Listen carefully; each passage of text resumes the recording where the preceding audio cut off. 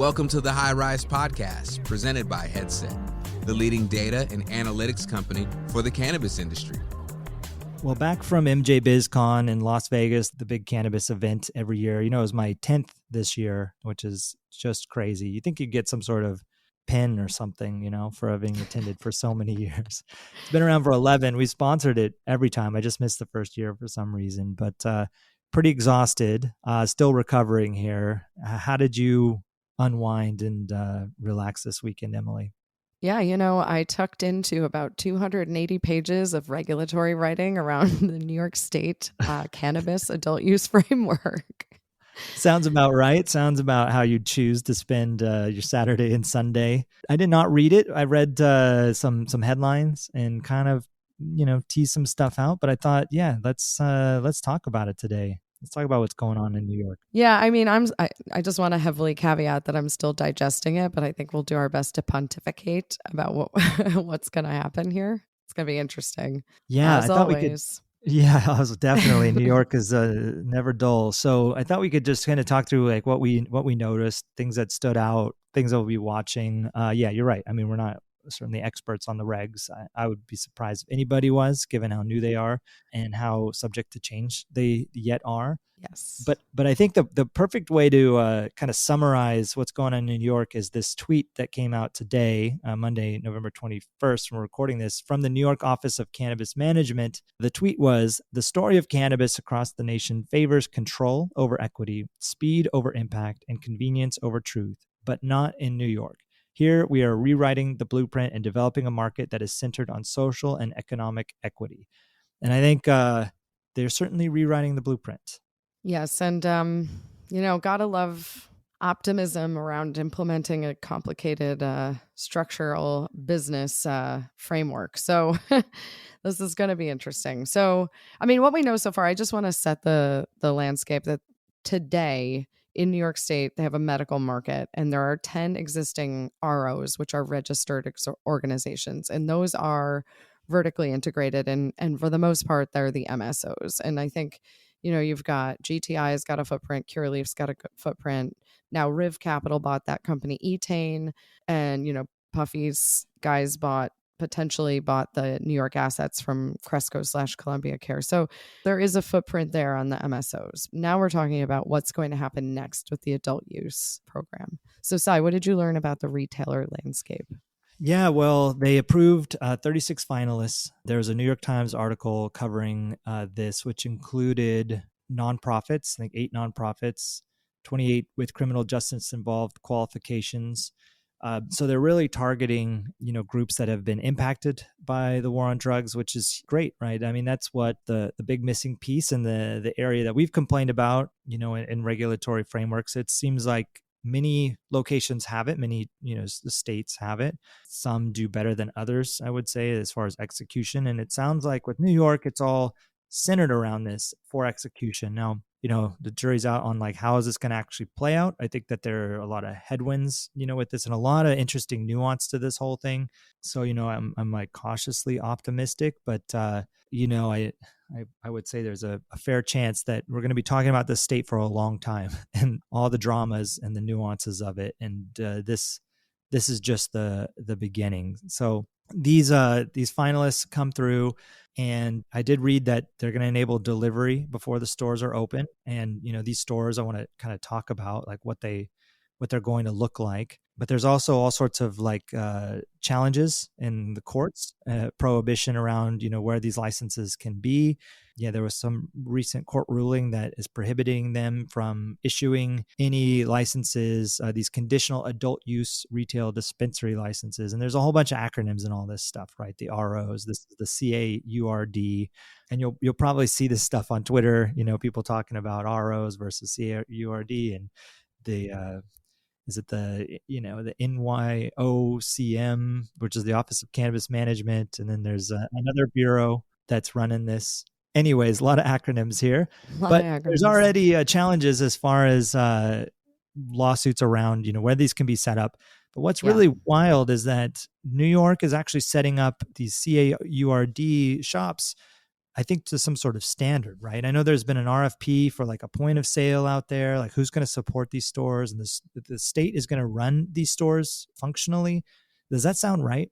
Yeah, I've been trying to dig in on this. And just like quickly before we go back to it, I mean, the places where this injunction hit in terms of blocking stores from being opened is or licensed is Central New York, Western New York, and Brooklyn, amongst others. And I think that actually really is concerning. And we'll have to see what happens next, because I think if we're trying to right the wrongs of criminal justice, I think Brooklyn in one particular way has suffered at the hands of, egregious cannabis laws. So I think not allowing a borough, an entire and important borough, Right. participate in this is crazy. But yeah, it seems like New York. This is interesting because I think this is great, and I'm very excited to see small business get a shot at this, and especially equity applicants. But there's an interesting twist here where I saw about 3 days before the regs hitting, New York State selected 10 teams of firms to build out 150 turnkey storefront facilities for the social equity operators.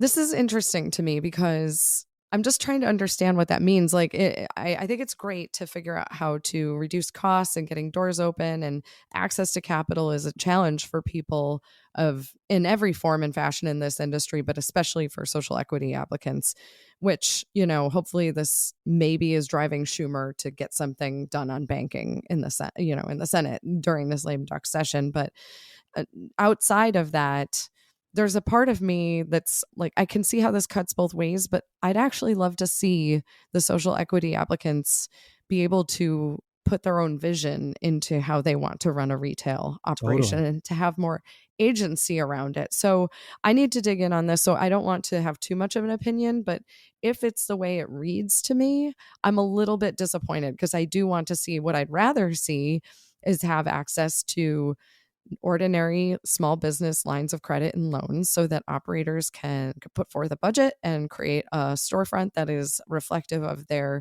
tastes and their vision for their business, because I think that is what will make cannabis very interesting. I'm worried about painting this in a broad stroke of like, okay, so you're an equity applicant, so therefore you're going to have this cookie cutter store that the state has hired people to make. Maybe they'll have multiple versions of this. Maybe there's a number of ways it'll take shape. And maybe it's just literally to create a white box so that people can, as a canvas, so you can build things into it. But that's just my quick. I don't know. when With I 10 saw that. firms coming in to do this, I doubt it's just going to be a blank canvas. It sounds like there's Yeah. probably going to be some opinions. And 150 stores, are they each getting 15? And you might end up in one of the 15. Is it like a website template? Have you ever experienced Yeah. that, where it's like, Yeah. we want to get a website? And it's like, okay, well, you can put your logo here, and you can, change the font to this size. You want this background color. I mean, I wonder how much room you have. I mean, I feel like you're going to have a lot of room. Otherwise, wouldn't they just be state-owned shops, like the way alcohol is sold in Ontario, which is through the provincial government in LCBO stores, or in Pennsylvania in the liquor control board stores. Like, that seems to be, if they're setting up the stores like in Ontario for alcohol, right, they're all wholly owned by the province and run by the province. And again, Yeah. there's a lot of states that still have that, not as many as there used to be, with their own design and their own, buying system and all that, inventory management, what have you. But now it's like taking that model, but giving it to somebody and saying, well, you have the license to run this store. It would seem like they would need more leeway, more flexibility. I don't know. Maybe you work with the 10 firms to launch your store and you get a budget. Maybe they should make like a reality show, like a cooking show, where you work with a chef or something. That'd be fun. It's like, right. What did your store turn into? But it's really hard to decipher what this is. I mean, because I don't think I know of a parallel where like a state designs a store, funds these locations, all the way down to like an RFP for the point of sale that you can use. So they're saying you're going to use this point of sale, and then handing the keys to somebody else, like, and saying, okay, go run this. I mean, maybe it's as simple as that, right? Where it's just gets it off the ground and, okay, this is your starting point, and now you can do whatever.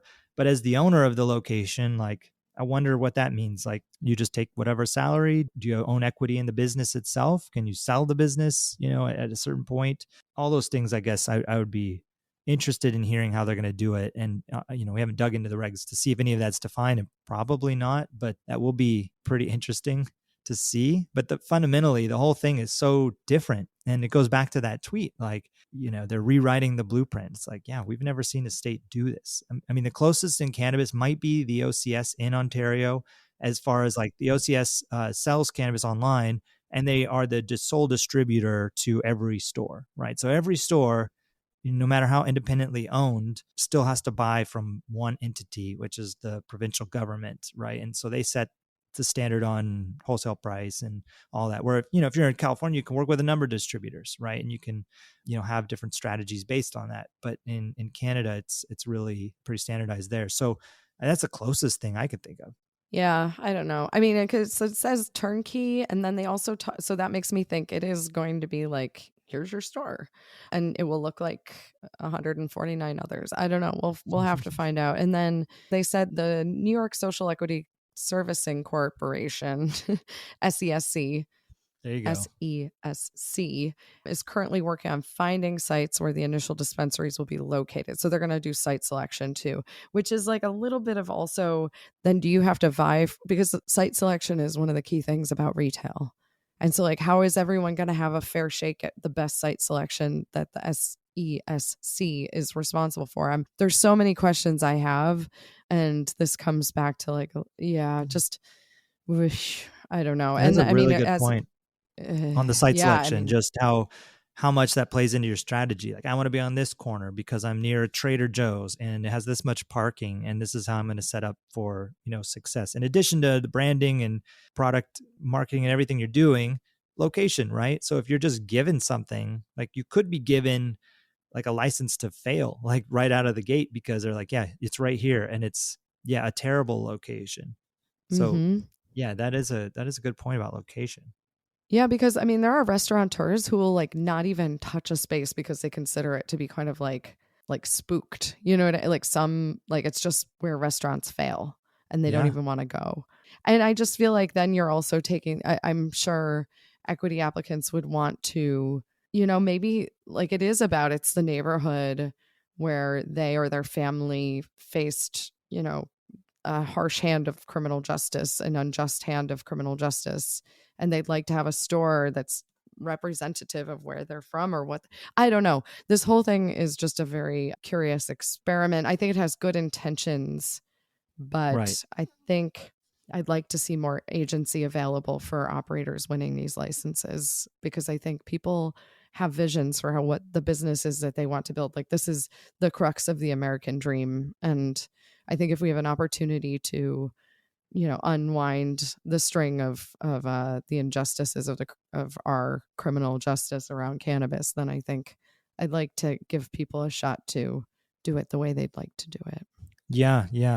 Unless the state gives favorable terms to these organizations, lets you advertise, puts the weight of the state behind it, and you get it like an unfair advantage, would be one optimistic read on this, right? I don't have to worry about, raising any capital to invest because it's just given to me. And they're going to give me preferred treatment because they want us to succeed and all these things. Maybe, but I'm with you. Like, as an operator, I would be, it seems like a little limiting if it is really designed by these different firms, and you're kind of given the location and everything that entails. So will be interesting, but I do want to talk about the ROs, pop quiz for everyone listening. The ROs, again, registered organizations, which would be the MSOs generally.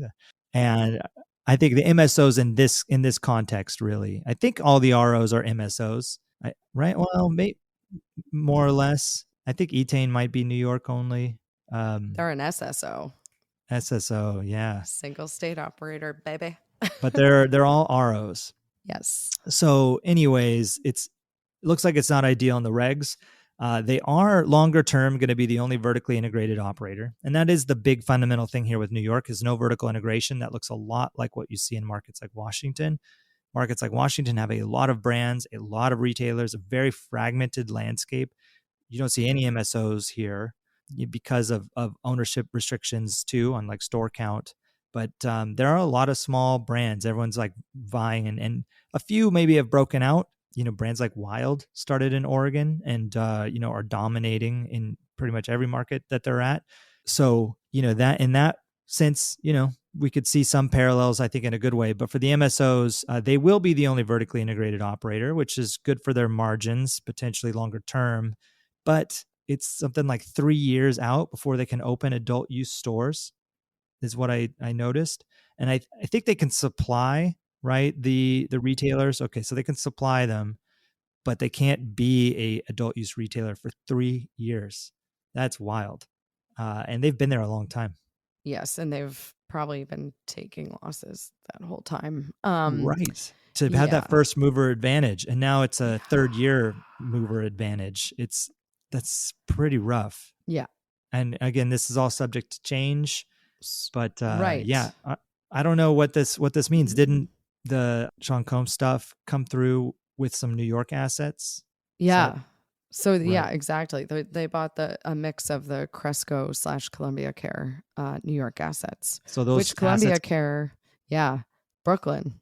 Oh, right. And they can only be suppliers for the first 3 years, according to these Exactly. rights. So, it's interesting. I did see, though, there is a note about the ROs will be permitted to open 3 co-located retail dispensaries. And I think that means co-located with a equity applicant. And like New Jersey, they did have a requirement that you'd have to have sufficient supply for medical-only patients, which is fine. People can navigate that. We did in New Jersey, and it was fine. That's going to be interesting. And so this is a critical piece to exactly what you're saying, because they did create a 2-tier market that mimics the liquor laws in multiple states, which prohibits one individual organization from holding supply and retail operations in most cases. But you noted there is some grandfathering in of vertical on those MSOs or /ROs. And then they do have, I think, 7 or 8 micro license types. So those go across in terms of canopy size and manufacturing and all sorts of things. Those have existed in other markets, and I'm curious to see how that plays out here. I think the key thing we should all note is that they've been talking about getting this done so they can open in, end of this year. There's no way that's going to happen because there's math.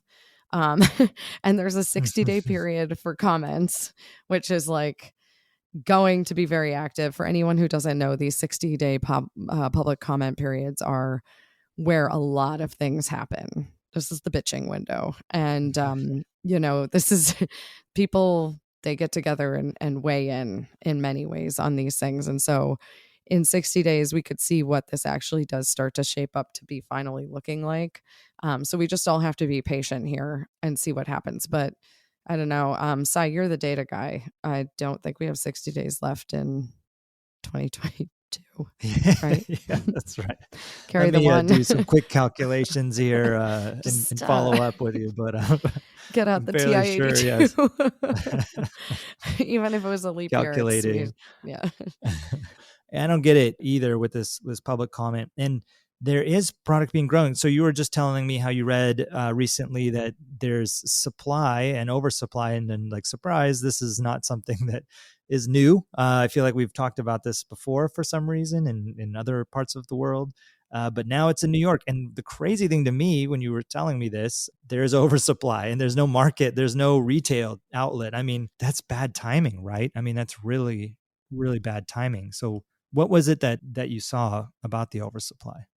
Yeah, I saw it was a Bloomberg article, and it said that there's estimated $750 million worth of cannabis that has now been cultivated in New York State. And specifically, I come from New York State. And so this does matter to me because these are regions that I thought could be economically stimulated during the, emergence of this market and helping the farmers to find a new crop cycle. Yeah, they say if they used cannabis benchmarks to provide a wholesale price on a per pound basis, and it was $2,500 a pound. And so with their estimation, we're talking about $750 million worth of cannabis. And I think one of the big and important things, which we know about in California, because California has such a robust and long market, is you're growing cannabis, it does depreciate, right? Like this is a agricultural asset. It depreciates, especially if you do not have proper storage for it. And if you aren't able to immediately extract it into a different form, which does put it into a longer life cycle before it's considered a write-off. So I am worried about, I don't know how much infrastructure a lot of these farmers were able to build in terms of storage and processing of cannabis to try to hold on to the value of it. But I mean, they're all going to be it's going to be a similar story to other markets anyway, because we now have 36 retail stores that have been licensed. We know it's going to be a 60-day comment period. We know it's going to take a lot of time to get things opened. So you've got to figure out how you're going to move that product. And maybe the delivery solution you pointed out is one way to do this, but they got to get that product into a regulated market. Now, it's interesting because a few weeks ago, I also read that they were lifting the testing requirements around cannabis in New York State. These are not great things for the end consumer. And that's the whole point is regulate, right? And testing is a big piece of that. So that is. Well, I want to see these farmers get their, cannabis and weed into the market. I don't want it to be moldy or, like dried out dusty buds, but which maybe still happens. I mean, it just happened in Colorado not long ago. One of the the oldest markets. So there's testing for a reason. That is a tough shortcut. That's a bad headline when testing after the fact, right? And it's like, well, this is a shortcut that they took to get this market going. So let's hope that is not the case.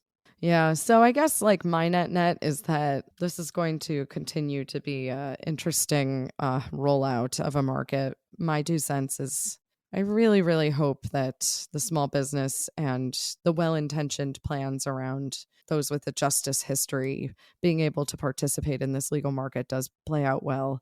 I do think that a critical step to this is actually the handshake of having something happen in this lame duck session on SAFE, because banking reform is needed. People need bank accounts. And even if someone builds a turnkey solution, people will need resources. So yeah, and we've done podcasts around this as well, and the challenges related to that, especially for social equity applicants, minorities. So exactly. That's a firsthand account. If you haven't listened to that episode, I encourage you to check it out because it's pretty eye-opening about the realities of what that looks like. Banking in general, right? Not only in cannabis, but just banking in general and the challenges there. So you're right. I'm with you. I think it's the same over here. I hope. I want it to work. I think that the cards are stacked against it. I think the banking challenge is a big one. There's a lot I don't know about these stores that are going to open up and how they're positioned and the location, as you mentioned, all those things that may or may not be helpful. But I think the biggest problem that this whole thing is going to have is how prominent the illicit market has become in New York, and how hard that's going to be to tamp down at this point. And so I think the cards are definitely stacked against in a big way. But I think if the state knows this and they move quickly, hopefully, to address these things, even though they talk about, prioritizing impact over speed. I think, speed as far as, going after the illicit market, shutting it down will have a big impact. And that's what they want. So let's hope they get there. But congratulations to the license holders. I was thinking about when I saw this, it'd be great to find out who they are and reach out and learn more about them and their plans and everything. It'd be neat. Maybe we can get them on the show sometime too and kind of hear about the whole process as they go through it. Be quite interesting because it is quite a unique market. Yes. Well, we'll all learn together here, but we'll see what happens next with New York. But I'll let you do all the reading of the 280-page regs. Thanks for listening to the High Rise Podcast, presented by Headset. For more information on Headset, visit headset.io.